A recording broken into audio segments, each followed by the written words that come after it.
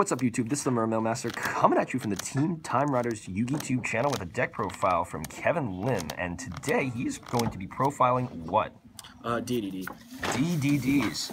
All right, anything you want to say before we get into the deck profile? Like, I've actually been trying to build this deck for a real long time since the initial stuff first came out. So, damn you, Konami, for postponing the release of the structure deck. I'd like to give a big FU to you guys. 7 months for that. No, it's here to repulse. He's just like, after 10,000 years. Anyway, though, let's get to the profile. All right, let's do it. So, for the non-pendulum monster, DDD pendulums play 3 Swirl Slime and 3 Necro Slime. These cards just your starter cards. Really gets your combos going. You really want Swirl Slime like in your opening hand every game. And then 3 Lamia.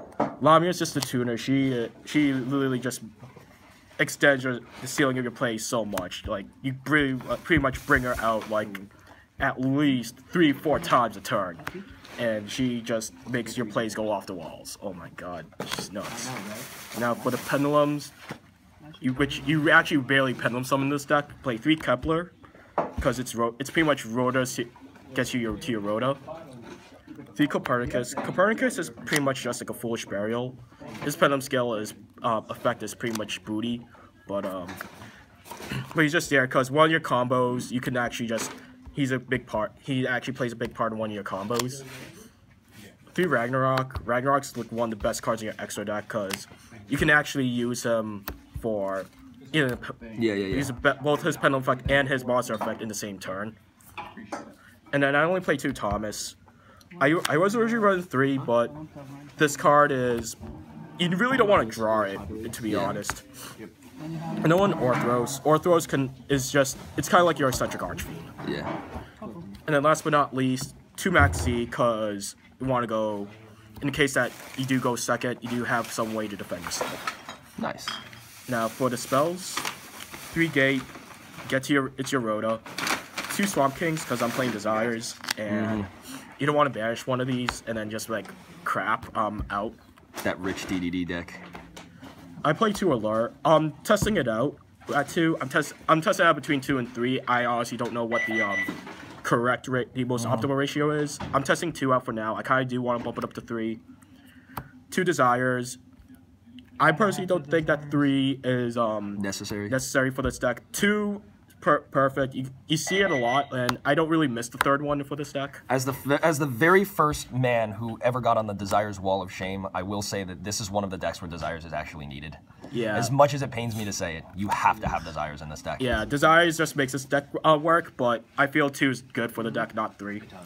Then 1 for 1, because you can actually get your combo started without wasting your normal, and put your Slime Engrave, and then Foolish, because you're a grave-oriented deck. Now for the traps, play 2 D Barrier, literally like one of the best cards in the deck. The reason why I'm playing 2 is because you don't want to clump opening like two of them, which you're playing 3.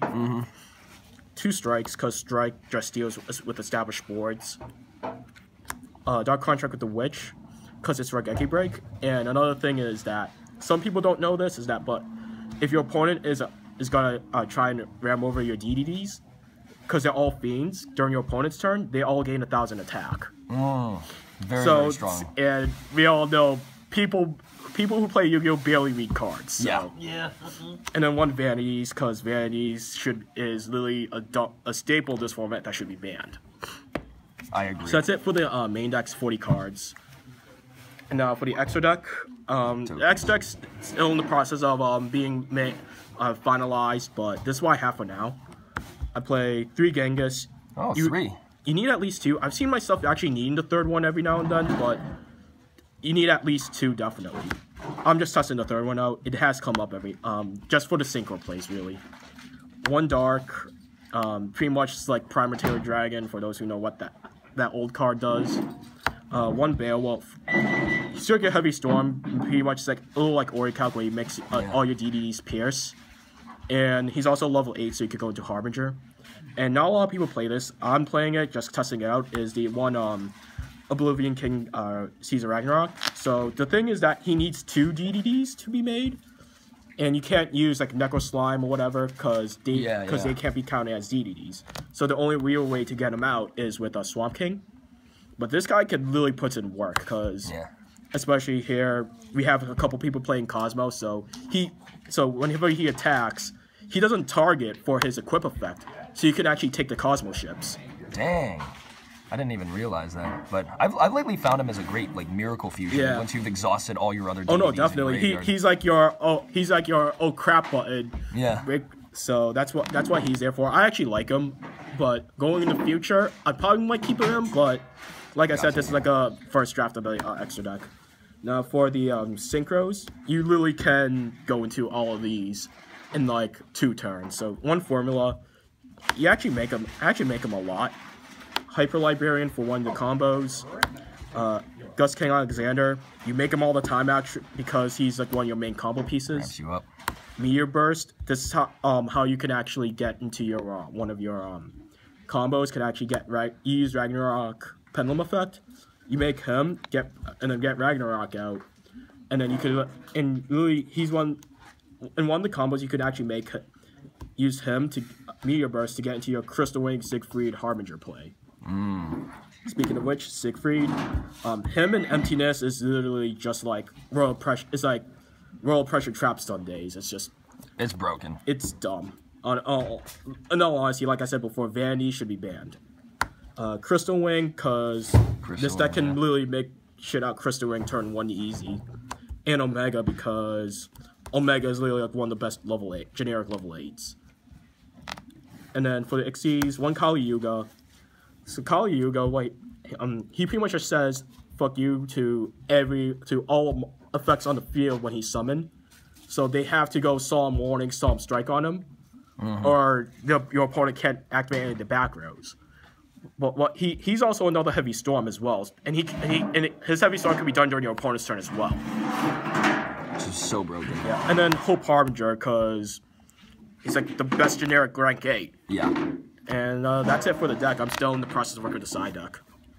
Awesome. Well, thank you so much for the deck profile, Kevin. No worries. Any shout-outs you want to give? Shout-outs to Dave and everybody on his team for Shout out to your mom. shout out to the big fam. Oh, yeah. Dishonorable shout-out to Konami for holding back the DDD deck. And then releasing Zoo right afterward. Exactly. Go after yourself, Konami. Yeah.